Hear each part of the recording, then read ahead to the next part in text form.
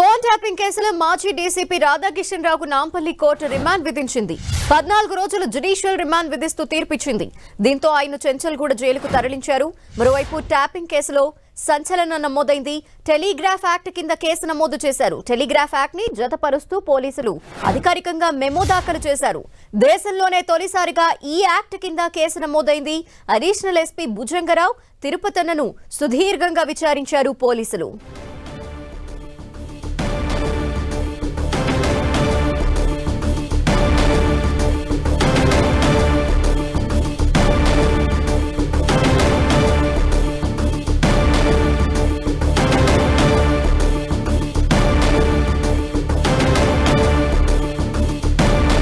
ఇదే విషయంపై డీటెయిల్స్ అందిస్తారు మా ప్రతినిధి సునీల్.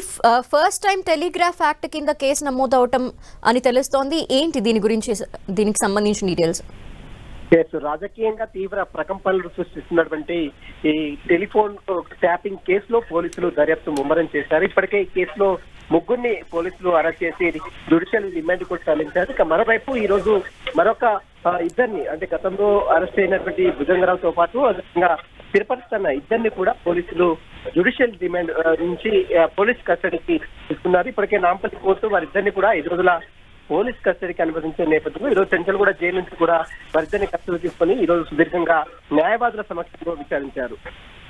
ఇక మరోవైపు ఈ కేసులో అరెస్ట్ అయినటువంటి ఈ రాధాకిషన్ ని ఈరోజు జ్యుడిషియల్ అంటే న్యాయమూర్తి నాంపల్లి న్యాయమూర్తి నివాసం మీద హాజరుపరిచారు. అతన్ని కూడా 14 రోజుల జ్యుడిషియల్ రిమాండ్ విధిస్తూ నాంపల్లి కోర్టు న్యాయమూర్తి కనేలాల్ ఆదేశాలు కూడా జారీ చేసింది. ప్రస్తుతం అతను చెంచల్గూడ జైలుకి తరలించారు. ఇక ఈ కేసులో ఫర్దర్ గా ఇంకా ఎవరెవరు ఉన్నారన్న దానిపై మాత్రం పోలీసులు సమగ్రంగా దర్యాప్తు కొనసాగిస్తారు. ఇక దేశంలోనే మొట్టమొదటిసారిగా టెలిగ్రాఫ్ యాక్ట్ ని ఈరోజు పోలీసులు దాఖలు చేసినట్టు ఒక మెమోని నాంపల్లి కోర్టులో సబ్మిట్ చేయడం జరిగింది.